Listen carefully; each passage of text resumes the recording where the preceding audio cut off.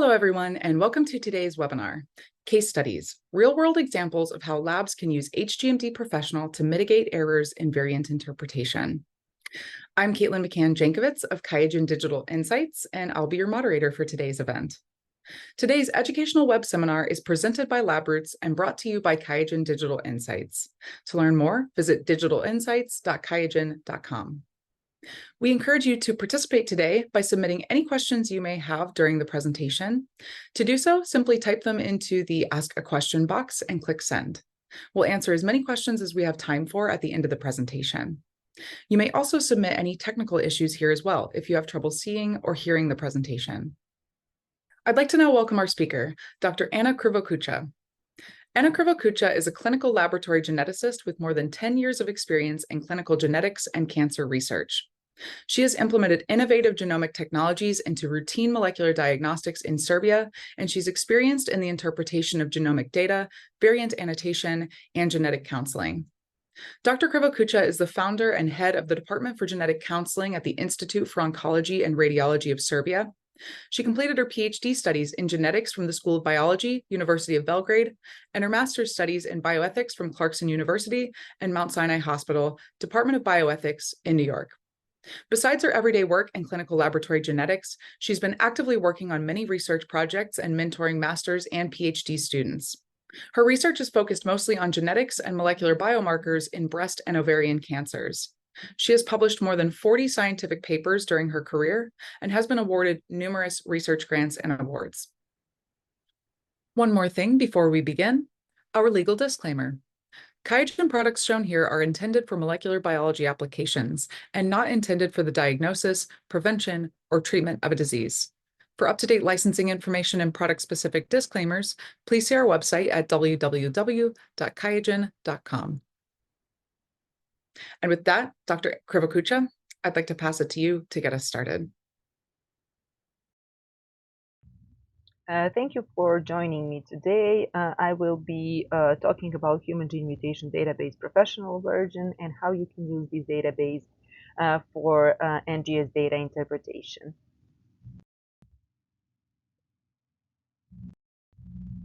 So this is our agenda for today. First, I'll start off with the challenges we face in NGS data analysis, especially when we curate the evidence for variant interpretation by ourselves. Then I'll continue with introducing HGMD and showing a couple of examples on variant interpretation in neurological diseases using this database. After this, I shall give you a real-life story about the consequences of variant misinterpretation. And at the end, I shall give you the overview on how to use HGMD to avoid knowledge blind spots in variant interpretation. The clinical interpretation of genetic testing results remains one of the most significant hurdles in effectively applying genomics in medicine. So we have to assign the clinical significance to every DNA that we detect by NGS. We have to gather data and compile evidence for each identified genetic variant. We have to draw information from various sources, and these data sources are numerous, they are heterogeneous, they quickly evolve, and they are sometimes conflicting. The whole process is time-consuming and requires considerable expertise, and actually the accuracy of variant interpretation significantly relies on reference database. So if you misinterpret the information that you have, whether you proclaim it false positive or false negative, it can result in inappropriate medical interventions or missed opportunities for medical treatment. Adding more challenges to hereditary disease genetic testing, this graph shows that over the last 10 years, the annual publication of germline mutations linked to hereditary diseases has more than doubled. So we have many new recently identified genetic variants to deal with, and it is imperative to guarantee the precise determination of their clinical significance. This is the only way to ensure that patients and healthcare providers receive clear and actionable information. To mitigate the risks associated with variant interpretation, the professional genetics community has established guidelines for variant annotation. As all of you know, we still use ACMG and AMP guidelines to classify our variants in one of these 5 classes. So in our reports, we include classes 4 and 5, likely pathogenic and pathogenic, and class 3 variants of unknown significance that we reclassify regularly. Class 1 benign and class 2 likely benign, we do not include in our clinical reports. So here you can see a list of evidence that we have to go through to assign or decide not to assign to our data according to ACMG. And these guidelines require a meticulous process of gathering these evidence and data. And we have to draw information from various sources to address the clinical significance and to actually find information and to look for evidence. And despite these collective efforts, putting these guidelines into practice is difficult. And the numerous revisions have resulted in ongoing discrepancies in variant interpretation. And sometimes the information that you look for can be conflicting, and data interpretation for given variant can be really, really difficult. So this proves to be a formidable task, even for experienced variant scientists. So this is our pipeline that we use when we perform manual curation and variant interpretation. So we tend to organize our local database to keep it updated. So once you find the information and the variant that you already annotated, you don't have to go all over again. But if you find the new information, you have to go through various databases, variation databases, local specific, gene specific databases. You have to perform literature search. You have to look or perform segregational studies. You have to look or perform functional studies, look for in silico data to assign pathogenicity, and to put the information back to your local database. And this process is meticulous, it's time consuming, and as you see, the accuracy of variant annotation and interpretation significantly relies on the type of database and the reference database that you use and that contain information about your genetic variant. So you have to be careful when you choose the database that you draw information from, because not consulting the appropriate database could lead to misinterpretation. So today I decided to showcase HGMD through a couple of examples of neurological disorders. So I decided to go with neurological disorders because they show considerable genetic heterogeneity, and they have different variations in the same gene that may cause different phenotypes, and the same phenotype that can be created by many different genes. And this makes them particularly difficult for variant interpretation, although the same principles that I show here today can be used for any complex disease that you screen and that you perform genetic testing for. Next generation sequencing is widely used today in rare diseases and neurodegenerative disorders, and many challenges were addressed with this new technology. So no matter whether you perform testing for neurological diseases or any complex disease, we still struggle to define whether to use gene panels or to use whole exome or whole genome sequencing. Whole genome sequencing is the most powerful method for identifying genetic variations, and there are many successful examples of whole genome sequencing revealing new genes and improving molecular diagnostics in neurological diseases. For example, it could be used as a reliable ally to detect expanded repeats, which are common cause for some disorders such as Huntington's disease. However, the downside of whole genome sequencing is that it yields 4.5 to 5 million of variants per sample, most of which are of uncertain clinical significance. So even when likely benign and benign polymorphisms have been filtered out, more than 400,000 variants are left for clinical interpretation. On the other hand, whole exome sequencing examines coding regions of more than 20,000 known human genes, and its current method of choice for diagnosing rare diseases. It is particularly efficient in phenotypically variable conditions, and in the case when disease phenotypes are properly identified, molecular diagnosis established by whole exome sequencing can be as high as 94%. Regardless of whether the chosen genetic test encompasses only a couple of genes, so you perform gene panel testing or exome or whole genome, we have to process NGS data and we have to perform variant interpretation, for which we need strong software and manpower if we want to use it right and do it right. So today I'm going to show you Human Gene Mutation Database, the latest release professional version. This database combines electronic and human search procedures for data curation, and it provides high quality data information. Data is collected every week, so you have updated information. HGMD has been regularly updated by a team of expert curators, and they have the quarterly release cycle. So the latest version appeared in September 2023. And this database shows you additional information and extra features, literature reports, chromosomal coordinates, population frequency data, or functional prediction. So you'll see it in the examples that I'm going to show you.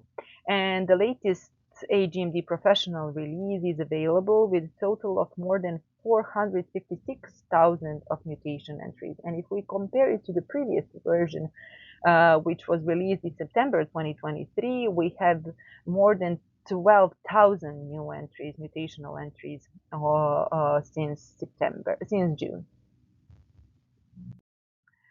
You can look through the information and the statistics, so you can see the number of mutations sorted by mutation type. You can see the number of mutations sorted by their clinical significance, or by number of mutation entries, number of primary literature references, and additional literature references. So if you're interested in statistics of the database. So I'm going to show you how you can use HGMD to design gene panel or to optimize mutational screening strategies. So I decided to go with the Alzheimer's disease, which is the most common type of neurodegenerative dementia. But the cause actually of this disease is poorly understood. Genetic factors may explain many of the elements, but there are still many unknown parts of the risk for this disease. So now we know that there is two types of this disease: early onset before 65 years of age, and late onset after 65 years of age. When we talk about early onset disease, there are a couple of genes that are related to this type of disease, such as APP, presenilin 1, presenilin 2. But pathogenic mutations in these three genes can only explain a small fraction of early onset disease cases and families. Late onset Alzheimer's disease is the most common neurodegenerative disease in the world. And interestingly, this type of disease is genetically more complex than early onset disease, showing other genetic sites associated with various types of dementia, so a great heterogeneity.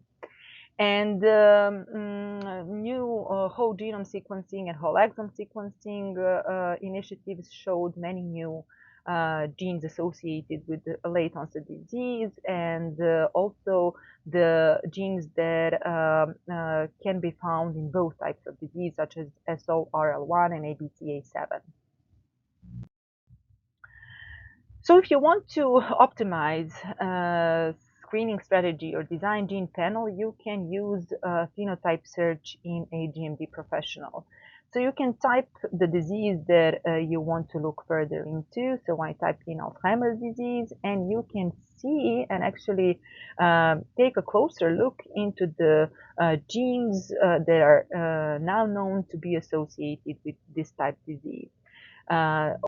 disease. So in HGMD Professional 2023, the latest version, it shows that 941 mutations in more than 100 genes are associated with Alzheimer's disease, indicating the need for comprehensive genetic analysis.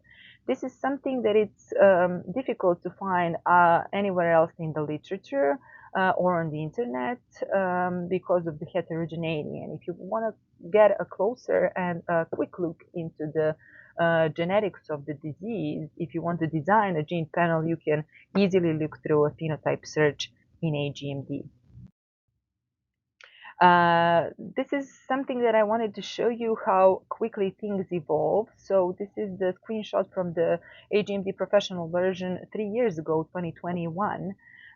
So when you type Alzheimer's disease now, you can see as I said previously, more than 940 mutations, but the information of number of genes 3 years ago was that it was 843 mutations that are associated with Alzheimer's disease. So we have more than 100 mutation entries for this particular disease over the 3 years. And this information is really important for performing population studies and choosing the gene panels for analysis. Besides, it can help in the optimization of mutational screening strategies.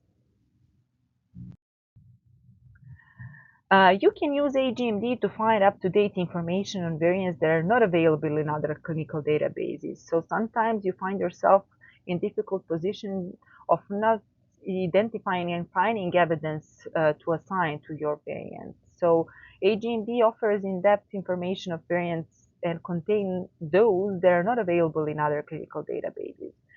I told you that SORL1 gene has been identified to associate with Alzheimer's disease through replicated genetic studies.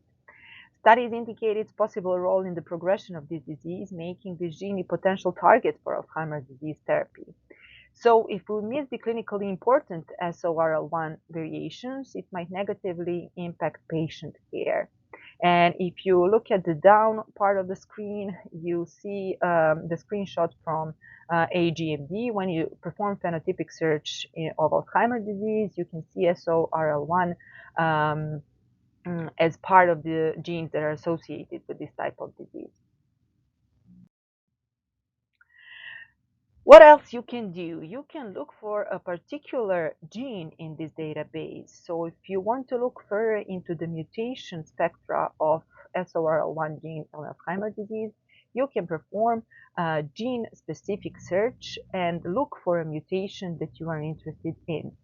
So if you look for SORL1 in HGMD through gene search, you can see 187 reported variants in SORL1 that have potential clinical implications.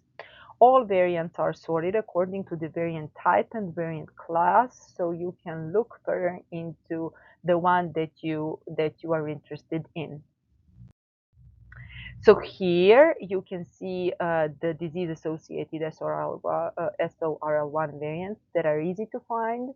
So you can look through the missense or nostes mutations, or you can look through splicing or small deletions in this particular gene. For this particular example, I wanted to show you how to annotate or how to use HGMD to annotate variation that is not available in other clinical databases. So, for example, let's see what's happening with SORL1 missense mutation 372C2A.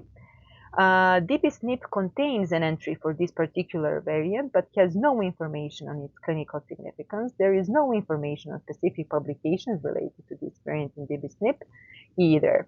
This variant is not reported in ClinVar, so you have no idea how to annotate this variation. And when this situation happens in the clinical practice, clinicians find themselves facing different interpretations for detected variants.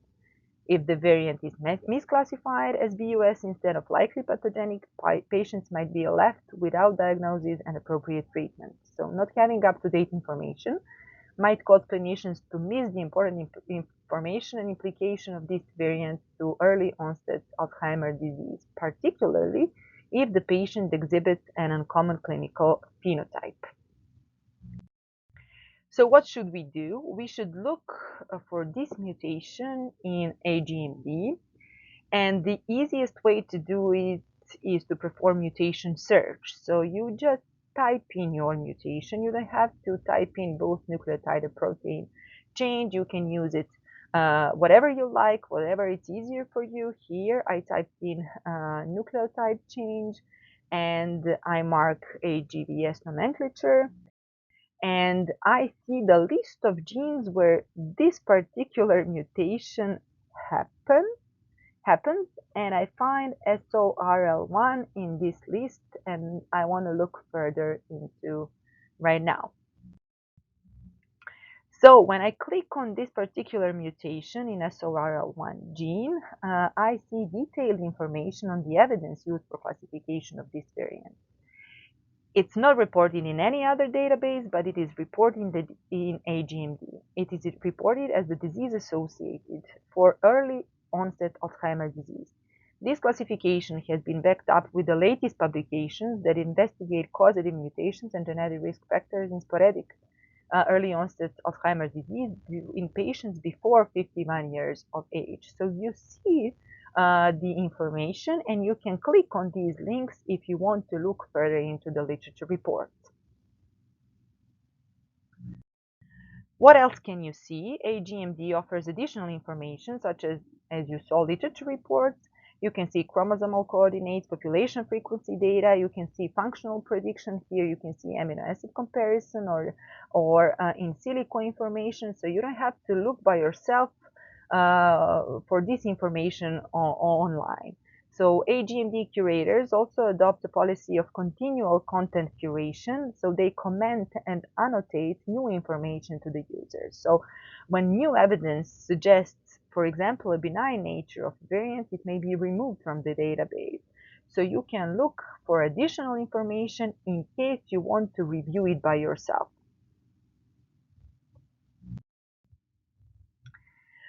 What else can you do? You can use HGMD to enhance the understanding of different variants associated with neurological disorders. So the previous example was about the variant that you are not able to find anywhere else, but there are mutations in known genes that you can actually find, but you have conflicting information. I mentioned presenilin-1 gene that is found to be a common cause of familial Alzheimer's disease. And variants in this gene could be difficult to interpret due to the conflicting or incomplete information in available databases. So previously we couldn't find information, but now we can find information, but it can be conflicting. Even in the cases of variant, in the case that variant is in a known disease-associated gene such as presenilin-1, variant classification in neurological disorder may be complicated. So I'm going to show you how to classify missense mutation in presenilin-1 when you have conflicting information online. So this is C356C2A missense mutation in presenilin-1. And it is classified as likely pathogenic in ClinVar with the latest update in February 2022. So we have three let's say, uploads for annotation, but the latest one from February 2022, it doesn't have any additional information. So you're not able to look into this latest annotation. So this is not something that I want to see.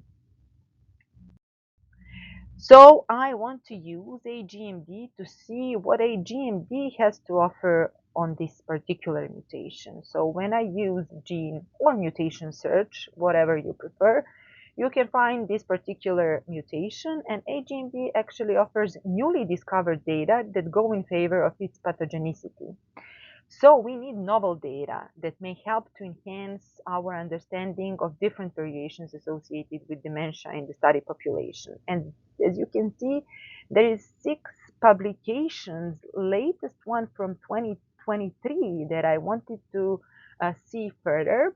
And I actually read this article, and it showed with relevant information and evidence that this particular mutation is related to early onset dementia, and that is relevant for diagnosis. So this mutation is classified as a disease associated with HGMD, and it's backed up with the newest information and newest data and evidence.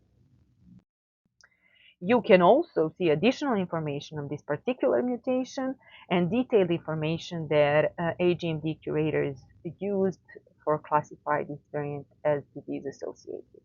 So we had missing information, we had conflicting information, and HGMD proved to help and to be helpful in both cases.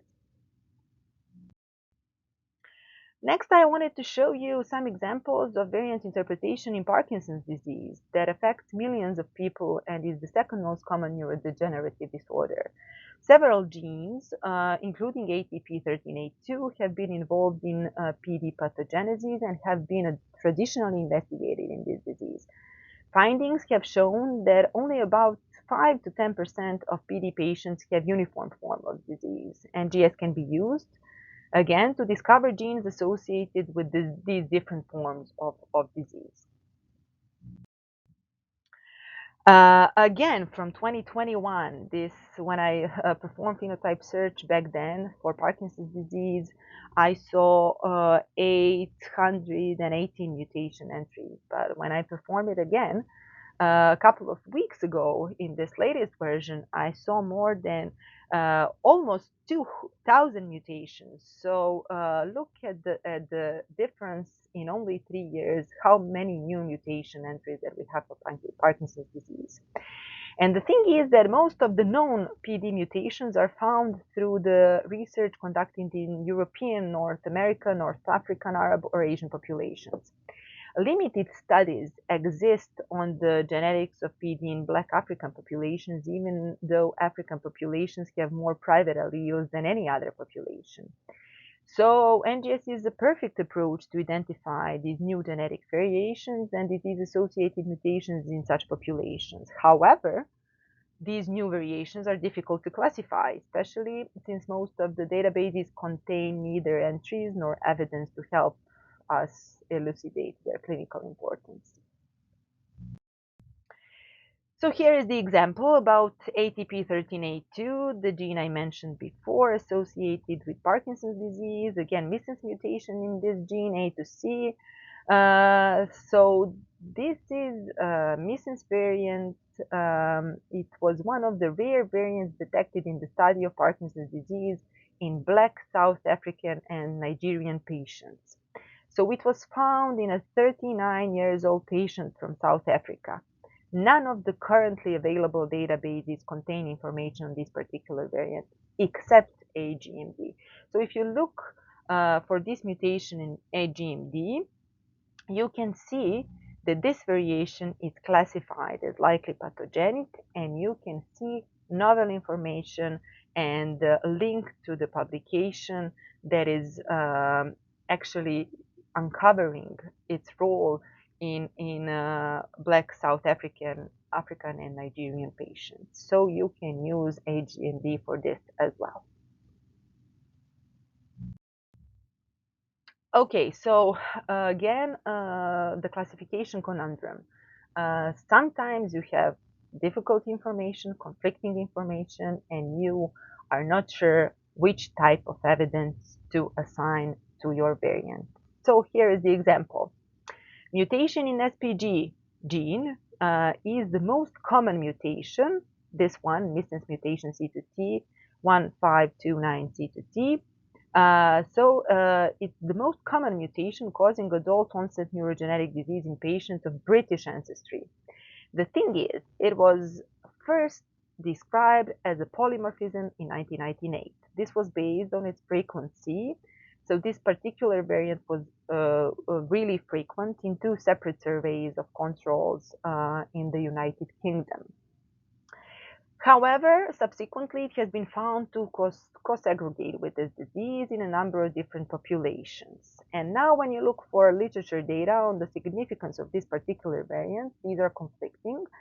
And for example, in this screenshot, you can see that the classification range from VUS to pathogenic. So this might be difficult annotation. So what should we do? We should look for this mutation in HGMD Pro version, and you can see that the classification, the HGMD classifies this variant as disease associated, backing up the classification with more than 60 up-to-date scientific publications. So you have 60 publications that you look for, and then you can additionally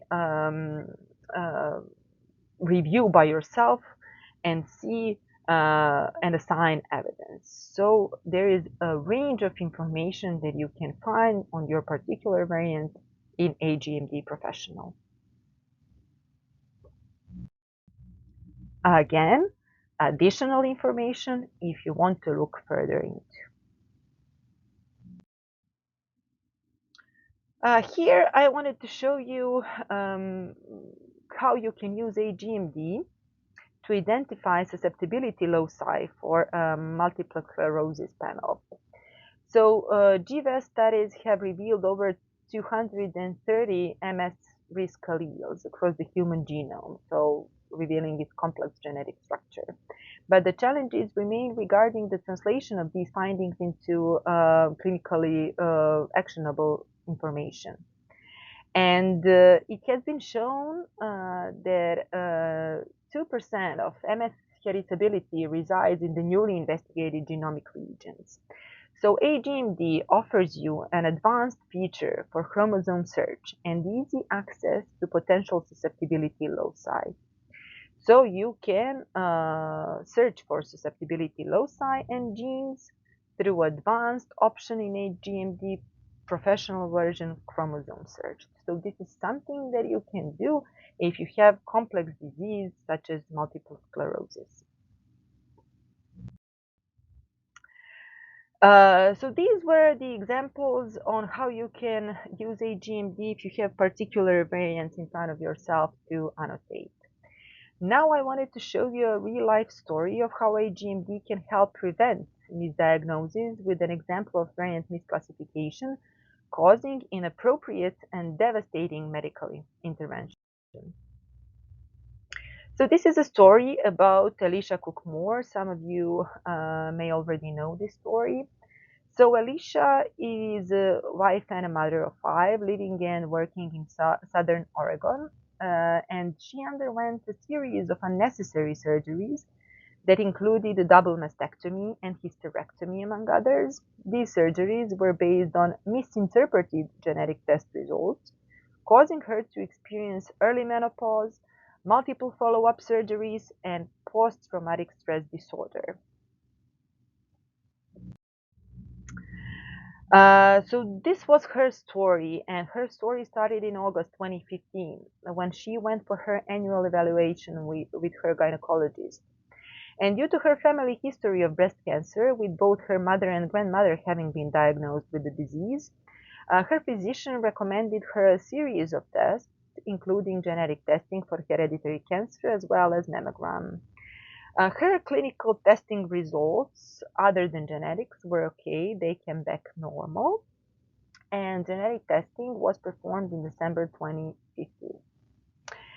After reviewing the results of Alicia's genetic tests, a nurse practitioner mistakenly informed her that she had Lynch syndrome due to an inherited MLH1 pathogenic mutation. Lynch syndrome is a serious genetic disorder that is associated with an increased risk of developing multiple cancers, including colorectal and endometrial and ovarian cancers. She was also informed that she had a mutation in BRCA1 gene, which is linked to a hereditary breast and ovarian cancer risk. And she was informed that she was actually a Lynch syndrome patient and that she also has high risks for breast and ovarian cancers, and total hysterectomy was performed in August 2016 and double mastectomy was performed in December 2016. I just want to point out again, she was a healthy woman, so these were all prophylactic surgeries.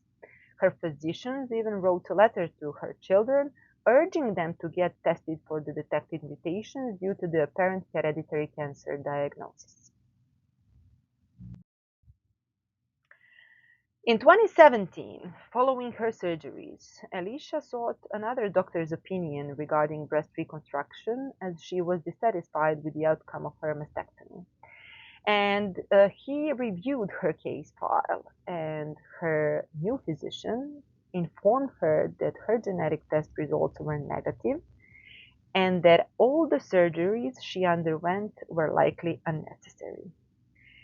Alicia then chose to file a lawsuit against Curry Medical Center and several healthcare professionals involved in her treatment. And after everything she went through, she was diagnosed with PTSD, describing the physical and emotional pain as some of the worst she has ever experienced in her life. Along with unnecessary medical procedures, her replacement implant surgery required at least 10 additional corrective surgeries to manage complications. Furthermore, the knowledge of misinterpreted hereditary mutation placed a serious psychological burden on her whole family, particularly her 5 children. And she was actually a carrier of 2 variants of unknown clinical significance in BRCA1 and MLH1.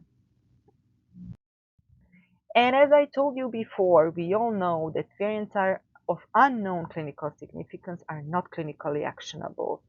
And more than 80% of VUS are downgraded actually. Only about 7% are upgraded to likely pathogenic and pathogenic variations. So many VUS undergo reclassifications over time, from months to years after initial classification, as more information is known.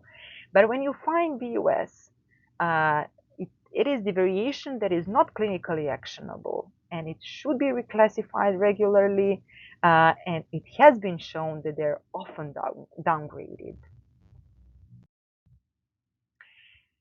So, misinterpretation caused huge consequences for this woman. And the thing is, simple search in HGMD would help avoiding this.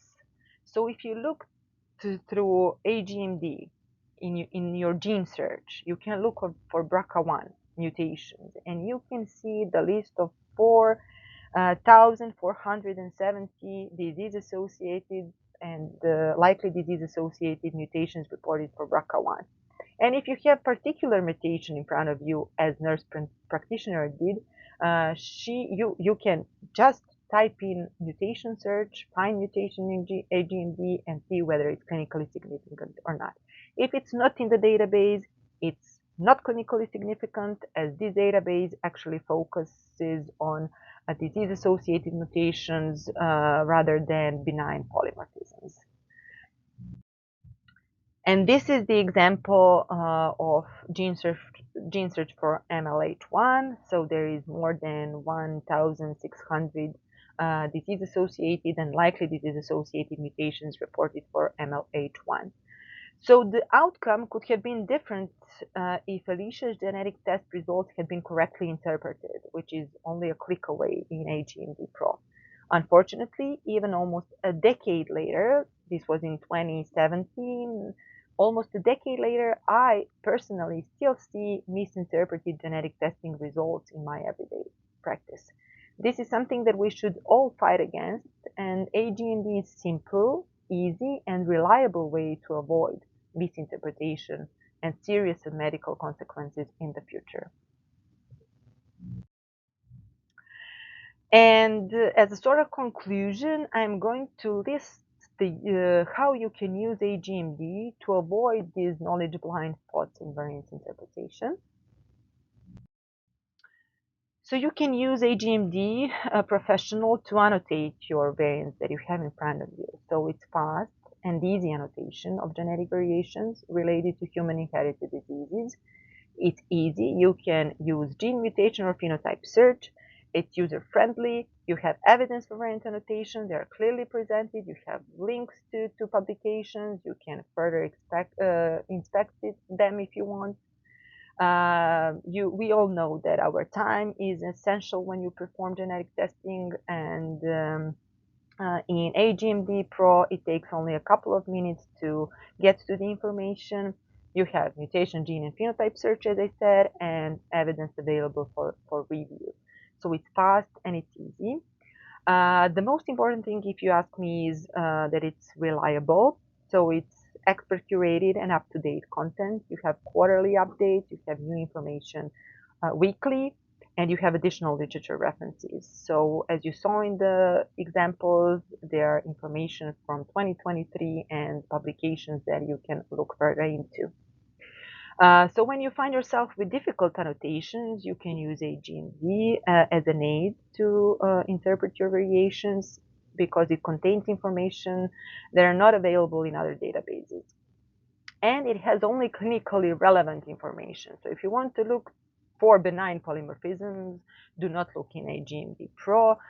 If you want to look into disease-associated, disease-causing mutations, HGMD is the database for you.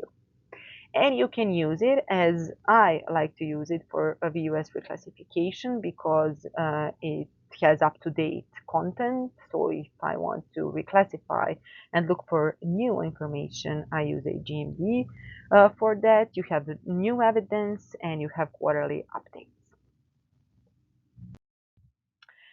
So if you remember one of my slides from the beginning, this is the pipeline that we use for variant interpretation. So it has a lot of steps, but if you have a reliable database such as HGMD Pro, you can actually collate all these steps into one. So if you have comprehensive, diverse, expertly curated, reliable, regularly updated, and easy to use database such as HGMD Professional, you can actually skip from local database directly to the information about the pathogenicity of your variant. So it's really useful for anyone who perform sequencing and interpretation of genetic testing data. And with this, I would like to thank you for your attention, and I hope that this was useful. And I want to thank you for taking your time to listen to this webinar. Thank you, Dr. Krivokuća, for your informative presentation. We will now start the live Q&A portion of the webinar. To the audience, if you have a question you'd like to ask, please do so now. Just click on the Ask a Question box located in the far left of your screen. We'll answer as many questions as we have time for. All right, let's get started. Our first question is, why do we need a database when we already have software for variant annotation? Thank you for the question. That is something I do get a lot and something that I use a lot myself all the time. And when we started using software for variant interpretation, I was wondering as well whether I ever need a database. So I have a software and I have everything, but that's not actually true because databases and software serve different purposes in the context of clinical genetics. And I believe they're equally important.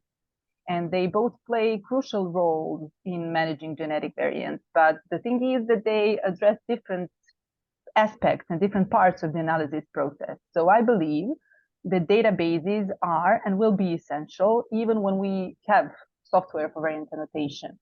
And this is for a couple of reasons. First of all, curated databases such as HGMD, they aggregate information on known variants. So they include their clinical significance, disease associations, population frequencies, and many more details about variants. So these databases actually provide a centralized, like sort of library of information that we always reference during variant interpretation. So the databases are actually the primary source of information that we all look for when we perform variant interpretation.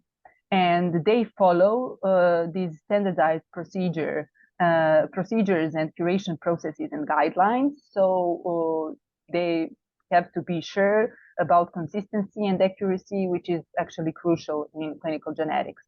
On the other hand, software provides computational predictions, and they actually use the information from databases, which contains the clinical relevance of variants. So overall, to make long story short, databases and software for variant annotation are actually complementary tools in clinical genetics and in genomic research as well. And databases provide a source of curated information, while annotation software, they offer computational predictions. And the thing is that we should actually, if we are able, we should include both in our pipelines in the process of variant interpretation, since by using both, we will enhance the accuracy and completeness of variant interpretation. So they are not the same, they are different, but they are part of the same process of variant interpretation. So we will always need a database. All right, thank you. Okay, next question. What is the difference between the public version of HGMD relative to the professional one? As far as I know, I think that hasn't changed. There have been two versions of database available and offered. The first one is HGMD free, publicly available database that anyone can use, and HGMD Professional, which is a standalone web application that is available under the QIAGEN license.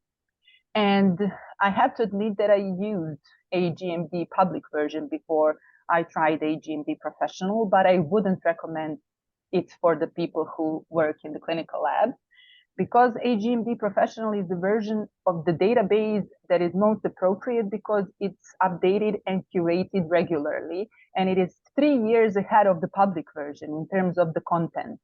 So it is important for users to understand that the mutation data in HGMD Professional is freely available in the public version, but 3 years after they're published, after their initial inclusion.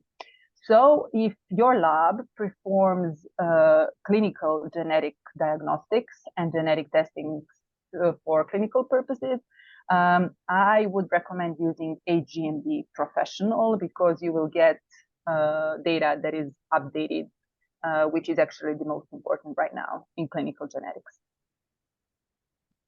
All right. Our next question is HGMD useful for exome sequencing?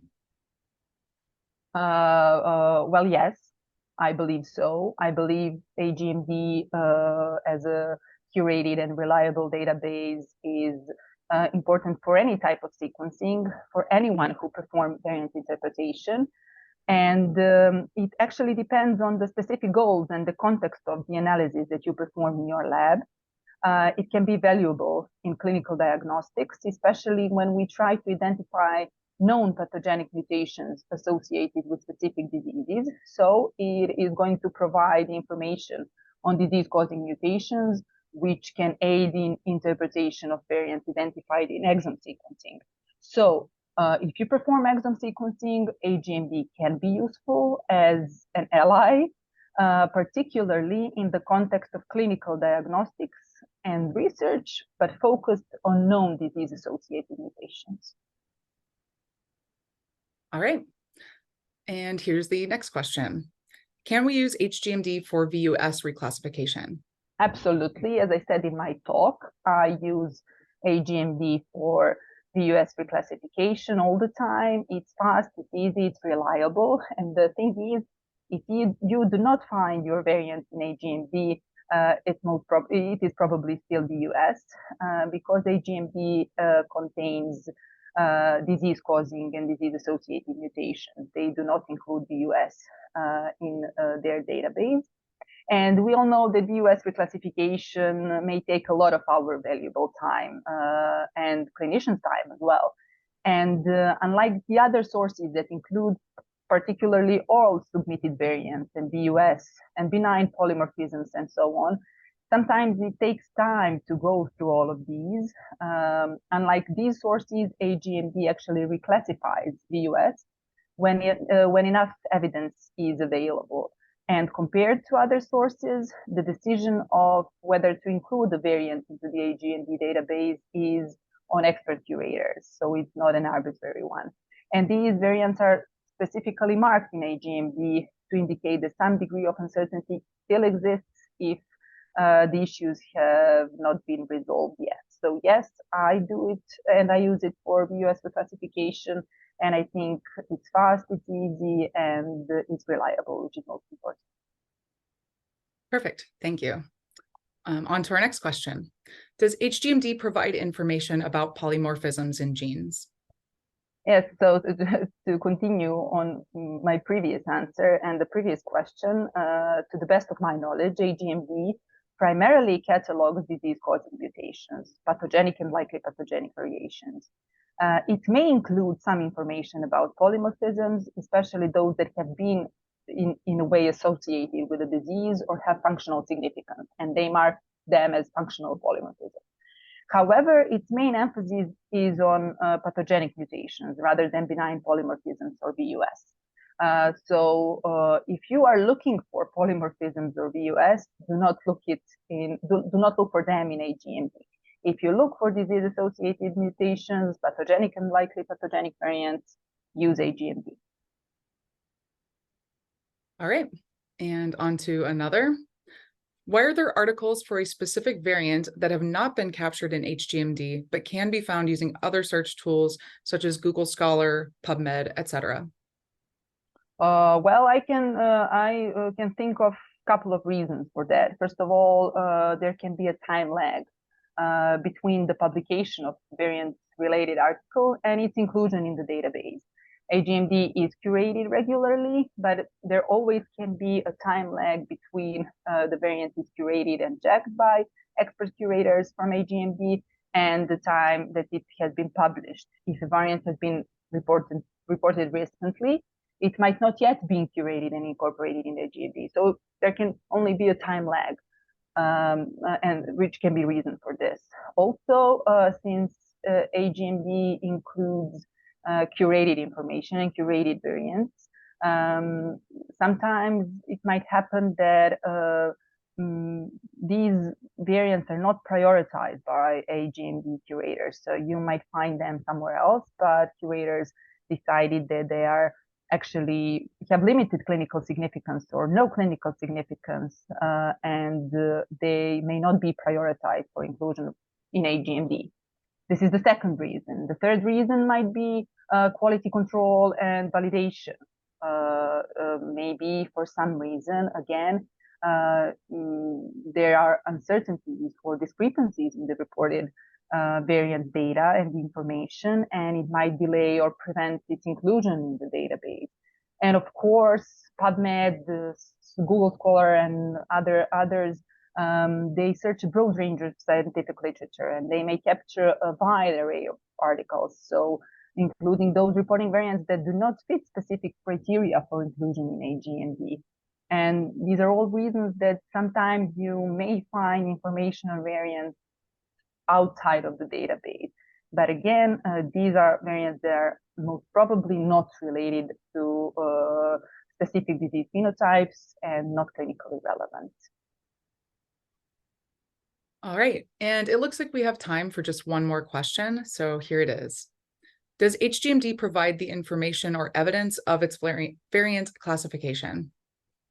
Yes, as you saw during my talk and on the screenshots, HGMD provides information and evidence for classification of variants within its database. And the classifications in HGMD typically include DM mutations, which are disease-causing mutations, which are actually pathogenic mutations, DM question mark, which are actually likely pathogenic mutations, and sometimes you can find information about functional polymorphisms and those polymorphisms that might have some sort of clinical significance. So there are references, as you saw, and there are literature sources, so you can click on them. It will lead you directly to the publication, to the source, and you can access original articles for detailed evidence. And this information in HGMD is based on a comprehensive review of the scientific literature related to human gene mutations, so you don't have to worry. All information that you see, you can actually check it for yourself and decide whether you agree or not. So it's all there, and it's really easy to find and user-friendly. Just click away. All right, and this will conclude our session today. Thank you again, Dr. Krivokuća, for your time today and your important work. We would also like to thank LabRoots and our sponsor, QIAGEN Digital Insights, for underwriting today's educational webcast. Before we go, I'd like to thank the audience for joining us today and for their interesting questions. Questions we did not have time for today and those submitted during the on-demand period will be addressed by the speaker via the contact information you provided at the time of registration. This webcast can be viewed on demand. LabRoots will alert you via email when it's available for replay. We encourage you to share that email with your colleagues who may have missed today's live event. Until next time, take care, everyone. Goodbye. Thank you.